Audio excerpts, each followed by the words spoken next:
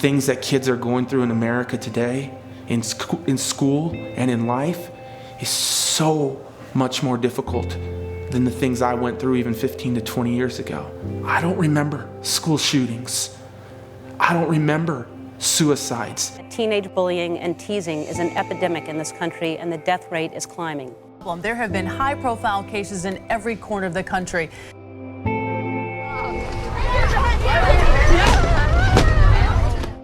I see these kids in schools every day. So many of them are from broken homes with divorce. So many of them are from homes where they go home and see drug abuse. They see alcoholism. And for them, their lives are filled with hate and anger and fear. I really wanted to kill myself because I was so miserable.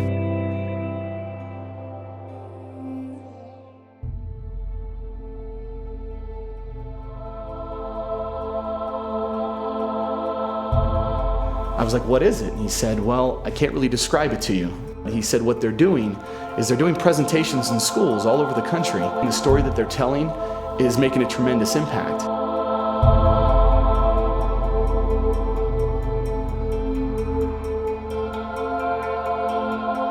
I had heard so many things about it from people across the country about how this program was solving so many problems in our schools. Our administrative team came back and just said, we've got to have this program.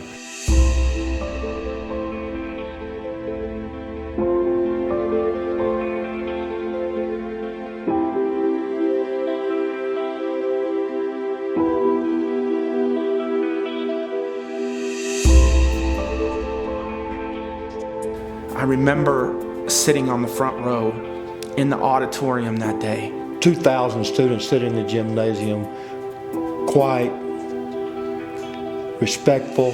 Big, small, it didn't matter. Their reaction was the same. Some of the toughest guys I know were impacted by Rachel's challenge in a very positive way. You know, you could feel it that, like, man, this was, pretty much hitting everybody on the heart. Everything around me changed. It changed the way I live my everyday life, the way I look at little things. Those students used to have issues with each other. Now they're high-fiving each other.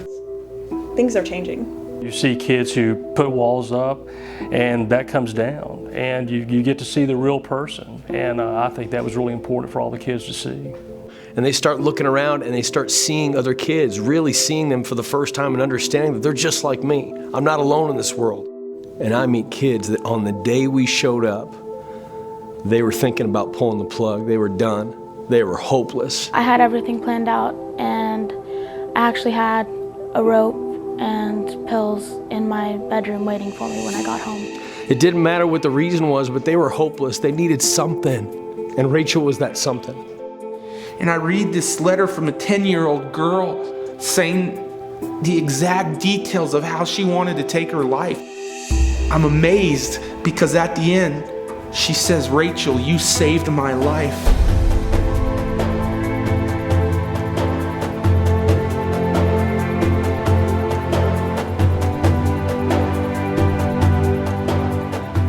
And so many adults I meet, they'll say our kids today, they're lost.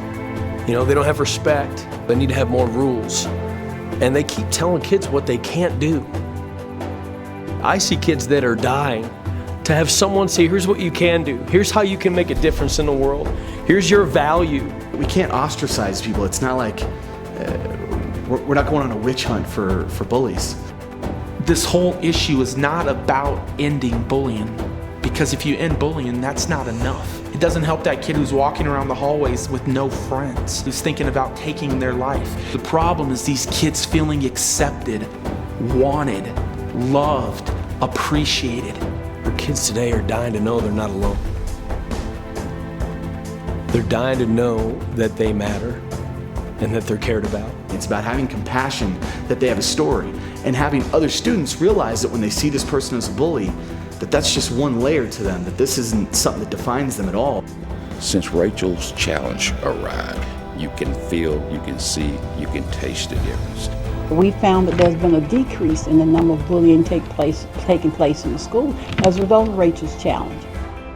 And Rachel's story was that huge thing for them that made the difference, that helped them turn the tide. And they went from hopeless to hopeful that not only their life would mean something, but that they could make a difference in someone else's life. That's the magic of Rachel's story.